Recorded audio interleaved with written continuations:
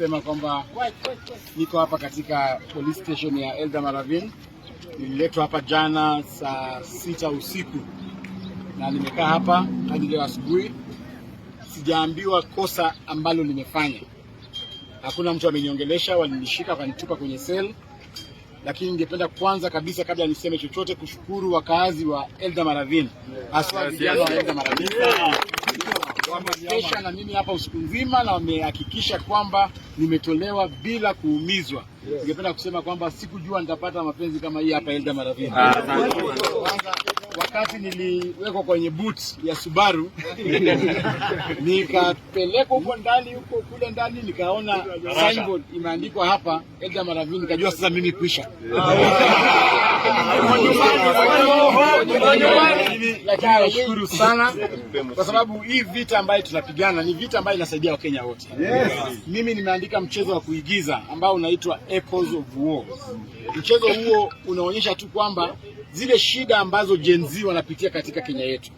Shida za unemployment, shida za corruption, shida za kukosa healthcare mzuri, shida za watu kukula pesa za ambazo za ushuru na kuongeza ushuru juu, shida za high cost of living.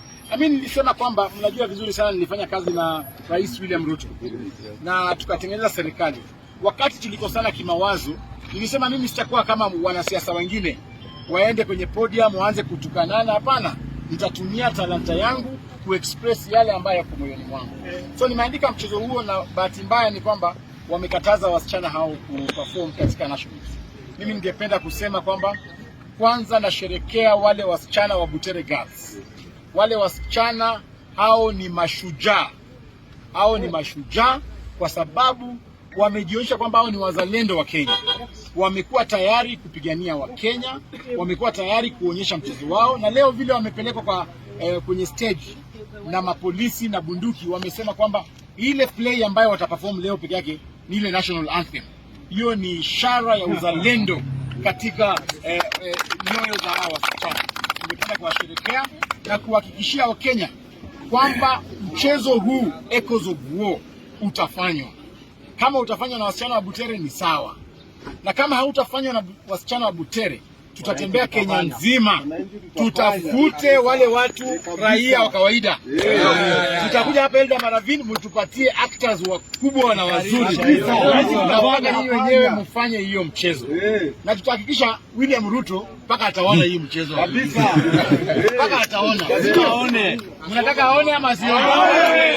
Mnataka Kasongo aone au asione? Kwa nini? Hakuna nimepata kioo. Hakuna barabara kwa majina. Yani kwa sababu tunataka pia ulinzi. Tunataka pia ulinzi wa hao watoto uwe vizuri. So ile kitu ambayo tunafanya kwanza sasa hivi ni kuhakikisha kwamba wasichana wetu wa Butere Girls are as safe as possible. Tuhakikishe kwamba wamekaa mahali pazuri na hawajadhulumiwa na mtu yeyote. Mimi ningependa tu kuomba kwamba wale maafisa ambao wanatumia excessive force kwa watoto wa shule waache kupiga watoto wetu wa Butere Girls. Hao watoto hawana makosa, hao watoto ni wazalendo na hao watoto ni wa Kenya. Ningependa kusema kwamba Mheshimiwa Eugene Wamalwa karibu anafika hapa, na waheshimiwa wengine wanafika kwa dakika 5 atakuwa anafika, alafu tutaweza malizia. Labda tu kidogo mheshimiwa, labda raia pia waongee hapa. Makosi kabla ya raia waongee. Nasikia pia wasichana 15 ya Butere Girls are missing. Sijui that is why nimesema kwamba tulikuja na watoto 38 wale ambao walikuja kuperform play hii, lakini sasa hivi tunaambiwa kwamba watoto 15 hawapatikani. Ningependa wale maafisa ambao wako in charge ya watoto, unajua ni tuko katika area ya abduction, tungependa tujue watoto wetu wa Butere Girls 15 wako hapa. Tunawapatia less than 1 hour. Polisi na wale officials wote wa produce all the children of Butere Girls. Because sasa hivi tunaambiwa 15 students are missing. Kwa nini mchukue watoto wa shule mnawapeleka wapi? Wewe ni kabisa. They are Gen Z.